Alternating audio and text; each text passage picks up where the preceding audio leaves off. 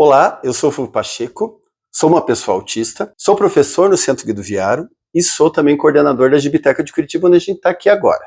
A Gibiteca de Curitiba é um dos meus hiperfocos. Depois eu vou falar para você o que é hiperfoco, que é uma das características do autismo. Além da Gibiteca de Curitiba, eu tenho vários outros hiperfocos, como, por exemplo, a história da arte, como, por exemplo, terror, filmes, quadrinhos, publicações de terror, entre vários outros, que é uma coisa bem comum das pessoas autistas. Eu sou quadrinista, também tenho esse hiperfoco na minha produção como quadrinista, que muitas vezes teve o terror como assunto, mas que ela é muito conhecida principalmente pela produção com autismo, a produção que fala sobre autismo. A primeira publicação, na verdade, que eu fiz sobre autismo, eu fiz quando eu estava trabalhando na Secretaria de Educação. Eu fiz uma publicação chamada Bullying Não é Brincadeira, que era uma publicação voltada a combater o bullying com pessoas com deficiência. E nessa publicação, a gente fez um capítulo inteiro sobre o autismo. Ali eu usei meu filho como personagem, a gente fez um relato ali de quem que ele era, e na Secretaria de Educação, sempre quando você manda um material para as escolas, depois é feito um seminário. E eu vi que esse material ele teve um retorno muito bacana, assim, sabe? E daí eu resolvi fazer uma publicação específica sobre autismo que se chamou Relatos Azuis.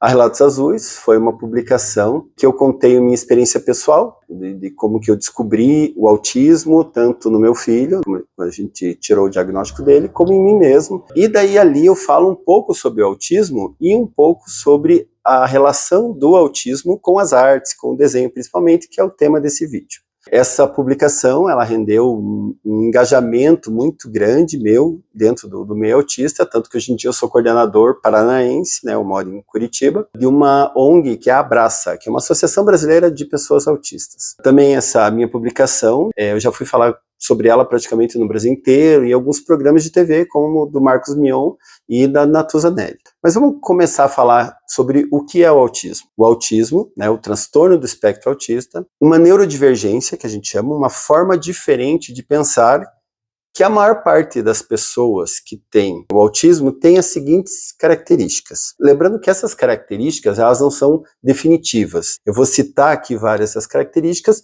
Tem pessoas autistas que têm algumas, tem pessoas autistas que têm outras, e tem pessoas autistas que têm todas, mas lembrando que sempre assim, nada é definitivo no autismo. Até dentro dessas reuniões que geralmente eu faço com outras pessoas autistas, uma das principais assuntos é esse, como cada uma das pessoas autistas tem uma forma diferente de ser.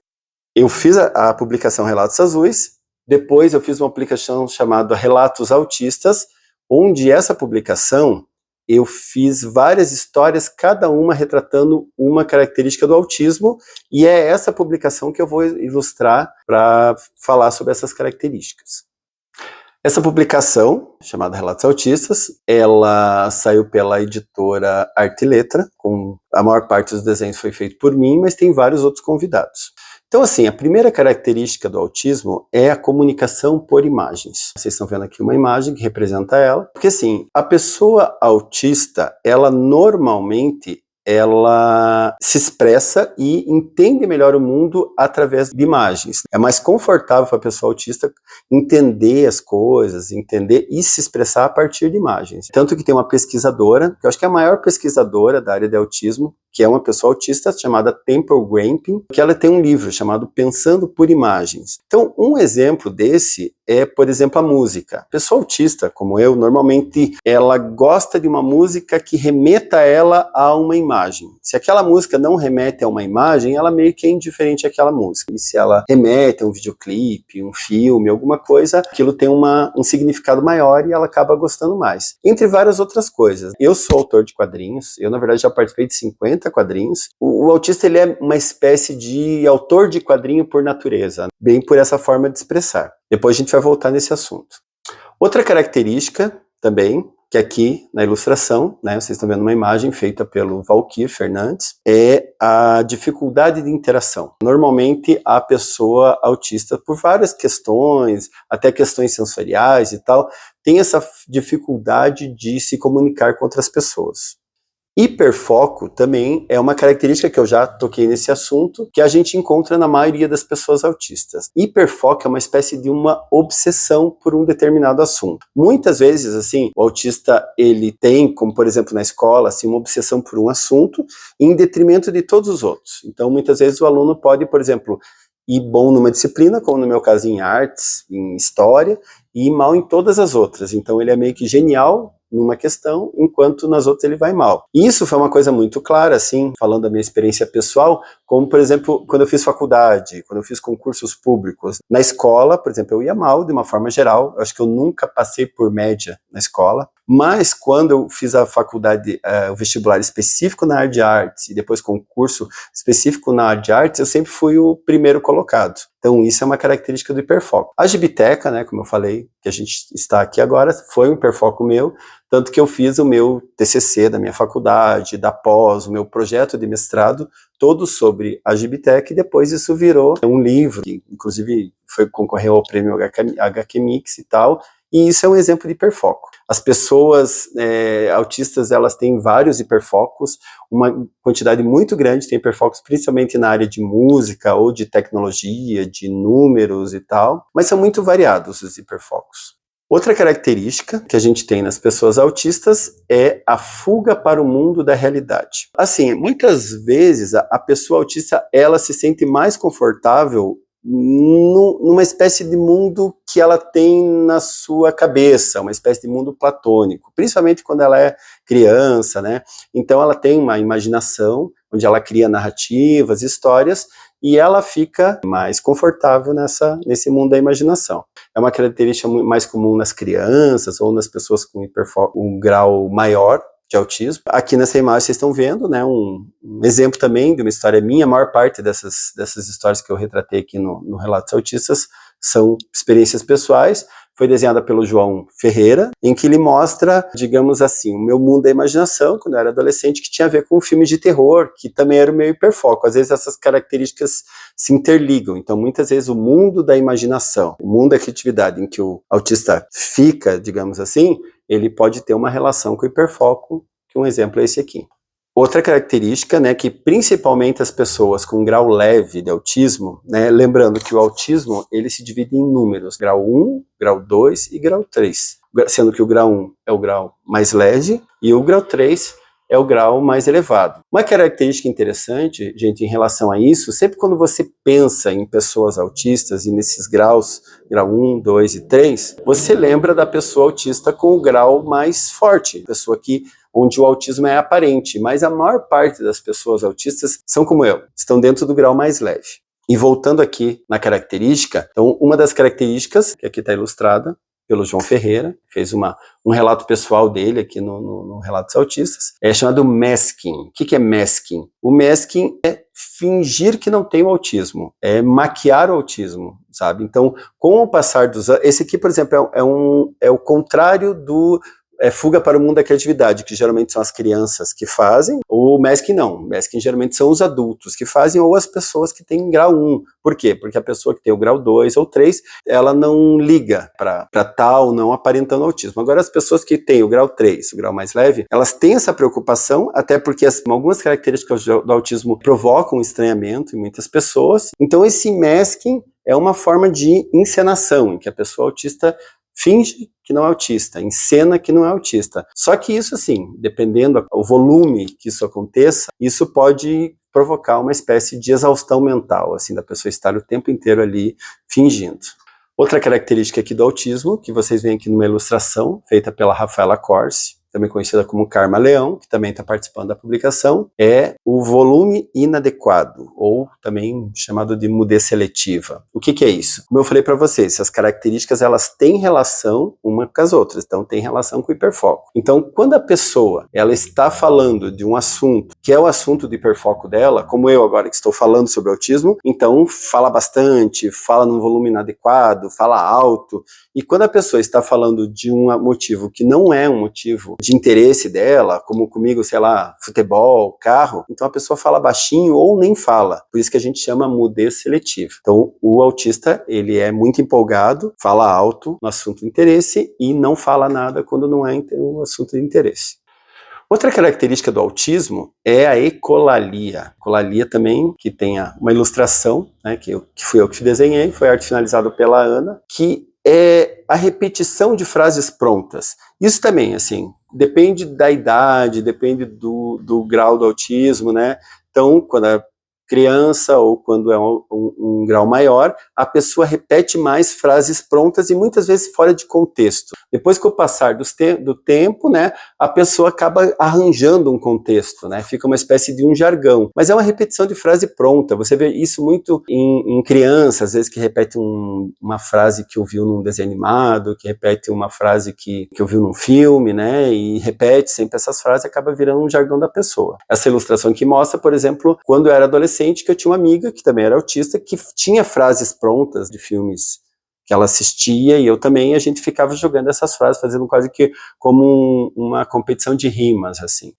Outra característica do autismo é uma espécie de falta de filtro, que a gente chama de desapego das convenções, que a pessoa autista ela não se importa muito com o entorno dela também, muito relativo conforme seu grau do autismo, em que, por exemplo, a pessoa quer usar uma roupa, quer falar de tal forma, quer se expressar de um jeito, quer ter uma orientação sexual, ela tem do jeito que ela quer e ela geralmente não se importa, né, com isso. Um exemplo, né, aqui também numa ilustração que eu fiz, finalizada pela Celina, do Cauê, que é um amigo meu, que é um homem trans, e que nesse relato aqui, que a gente colocou nos relatos autistas, mostra que essa condição dele, de homem trans, foi mais fácil ele estando dentro do espectro autista, porque ele não se importava muito com o entorno dele, com o que as outras pessoas pensavam em relação a ele ser uma pessoa trans. Então, para ele foi muito tranquila essa passagem, né, de mulher para homem trans. Outra característica, né, aqui nessa ilustração que eu fiz, finalizada pela Clara, é as diferenças sensoriais. Pensando em diferenças sensoriais, pensando em todos os sentidos, em um problema, um asco de algumas questões como o cheiro. Então, tem alguns autistas que não gostam de determinados cheiros, às vezes cheiros bons, cheiros ruins, não gostam de barulho, que é uma das características mais comuns dessas sensoriais dentro das pessoas autistas, que não gostam, tanto que vários autistas usam abafadores auriculares, problemas com visão, problemas com lugares muito iluminados, problemas com lugares muito coloridos, e assim por diante, com toque, né, algumas pessoas autistas não gostam que toque, e algumas pessoas autistas, como é uma disfunção, então pode ser muito ou pouco. Então pode ser que pessoas autistas não gostem de barulho ou gostem de muito barulho. Não gostem que toquem ou são muito, sabe, encostam muito nas outras pessoas e assim por diante. Então a característica é essa disfunção. Normalmente quando você ouve sobre esse assunto, ele é falado de uma forma muito estereotipada, tipo, autista não gosta de barulho, autista não gosta, mas nem sempre assim. Ou ele pode ser muito, ou ele pode ser pouco, por isso que a gente chama de disfunção. Outra característica é a bateria social limitada, que também tem a ver com a disfunção sensorial. Então, muitas vezes a pessoa autista, né, ela está dentro de um lugar que tem várias questões sensoriais que estão ali prejudicando ela, como eu falei, com barulho, com pessoas, com som, com luz, e mas ela tem uma espécie de um limite para estar exposta a essas várias questões sensoriais, né? Então a gente chama bateria social limitada, porque diferente das pessoas neurotípicas, ela pode ficar 1 a 2 horas, um tempo limitado, depois disso ela começa a ficar sobrecarregada. E assim, gente, lembrando que todas essas características são relativas. Tem pessoas que têm, tem pessoas que não têm. Eu, dentro da minha experiência, dentro da minha forma de ser, muitas delas eu não tenho ou são muito suaves. E lembrando que também, gente, às vezes essas características do autismo não são do autismo. Por exemplo, pessoas com altas habilidades também têm questões sensoriais, também têm hiperfoco, né? Então, às vezes, se você está vendo esse vídeo e você até se viu em alguma dessas características, pode ser que você não seja autista. Pessoas com TDAH também muitas vezes apresentam essas características, então é muito importante, se você estiver desconfiado, você fazer uma avaliação com um profissional, psicólogo, depois um psiquiatra, principalmente, de preferência alguém que seja especialista na área do autismo. Tá, agora vamos falar especificamente com a questão da expressão por imagem. Muitos artistas são autistas, né? Um exemplo é, por exemplo, o Satoshi Tajiri, que é o autor do Pokémon, o Stanley Kubrick, o Anthony Hopkins, a Courtney Love, a Daryl Hannah, vários outros artistas e muitos artistas do desenho. Por quê? Porque é mais natural, é mais fácil para a pessoa autista se expressar por imagens do que por palavras. Como eu falei, não generalizando, tanto que eu sou pessoa autista que se expressa bem por imagens. Isso, normalmente, assim, uma criança autista, quando está na fase de aprendizado, para ela é muito, muito difícil de aprender através de palavras, né? Muitas vezes a pessoa, os professores, os acompanhadores, que a gente chama de tutores, né?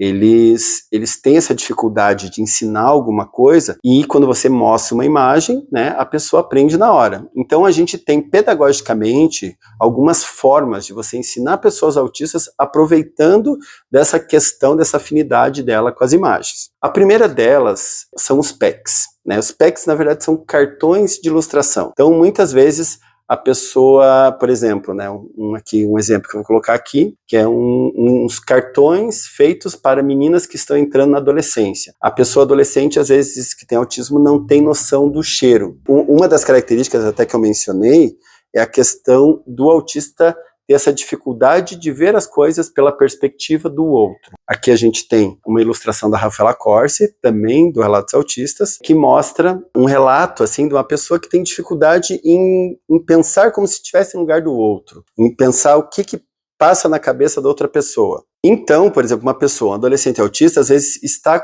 cheirando mal, mas ele não tem noção. Por quê? Porque ele está cheirando mal, muitas vezes ele até sente o cheiro, mas ele não pensa que esse cheiro ruim dele afeta as outras pessoas, porque ele não pensa como se estivesse no lugar de outra pessoa. Então, esses PECs, que é essa comunicação por imagem, vai fazer com que ele entenda isso, né? Ela vai ver aqui o cheiro ruim, então precisa de um desodorante. E se não for essa comunicação por imagem, ele não vai ter noção. Lembrando que depende do grau da pessoa. E outra forma de comunicação também importante, que também tem uma relação dos desenhos com o autismo, são as histórias sociais. Só que diferente dos PECs, que são cartões que você explica coisas mais genéricas, como por exemplo o desodorante, que é um problema meio que geral, então as histórias sociais são narrativas específicas, então tem um ponto específico. Um exemplo que eu vou dar aqui, que eu vou pôr até a história social específica aqui. Meu filho, quando era pequeno, que às vezes tinha alguma questão sensorial que desorganizava ele acabava agredindo os colegas. E os colegas, e depois, quando ele não estava com essa questão social, ele queria brincar com os colegas, só que os colegas não queriam se aproximar dele porque tinham sido agredidos por ele. Só que ele não entendia isso.